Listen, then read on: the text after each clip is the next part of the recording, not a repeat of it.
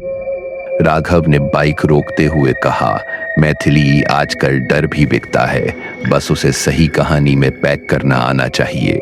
मैथिली ने उसकी ओर देखते हुए जवाब दिया, लेकिन हर डर झूठा नहीं होता राघव।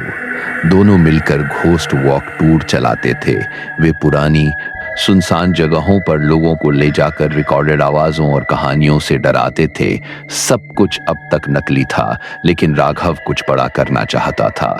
एक रात चाय की दुकान पर बैठे एक बूढ़े आदमी ने धीमी आवाज में कहा, किष्किंधापुरी जाना है तो सोच समझ कर जाना, वहां का रेडियो स्टेशन आज भी बोलता है। राघव की आंखें चमक उठी।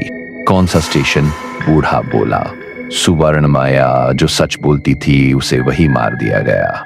मैथिली ने राघव का हाथ पकड़ा। हमें वहां नहीं जाना चाहिए। राघव हंस पड़ा।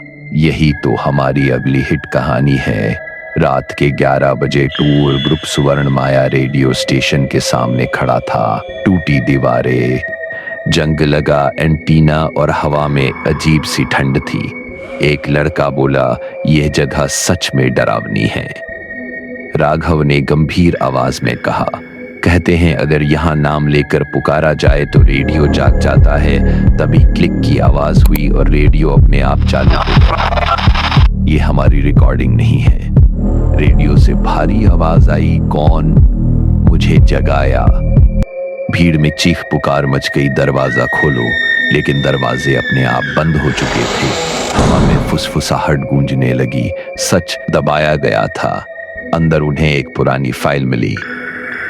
मैथिली ने कांपते हाथों से पढ़ा, सुवर्ण माया रेडियो एंकर, भ्रष्टाचार उजागर किया, सजा जिंदा दफन। मैथिली रो पड़ी।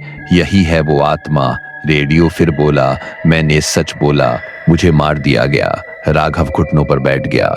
मैंने लालच में तुम्हें जगा दिया, माफ कर दो। आवाज थोड़ी नरम हुई। मुझे बदला नहीं, न्याय चाहिए। मैथिली ने हिम्मत करके कहा, अगर हम तुम्हारी कहानी दुनिया को बताए तो? कुछ पल की खामोशी के बाद रेडियो बोला, तब मैं मुक्त हो जाऊंगी। सुबह होते ही दरवाजे खुल गए। रेडियो शांत हो गया। राघव ने कैमरे के सामने सब कुछ सच सच रिकॉर्ड किया। कुछ ही दिनों में किष्किंधापुरी की सच्चाई दुनिया के सामने आ गई और रेडियो स्टेशन गिरा दिया गया। उस रात हवा में एक आखिरी फुसफुसाहट गूंजी, धन्यवाद।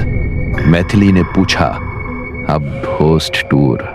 राघव मुस्कुराया, नहीं, अब हम सच की कहानियां बताएंगे। दूर कहीं रेडियो की हल्की सी बीप सुनाई दी, लेकिन इस बार उसमें डर नहीं, शांति थी।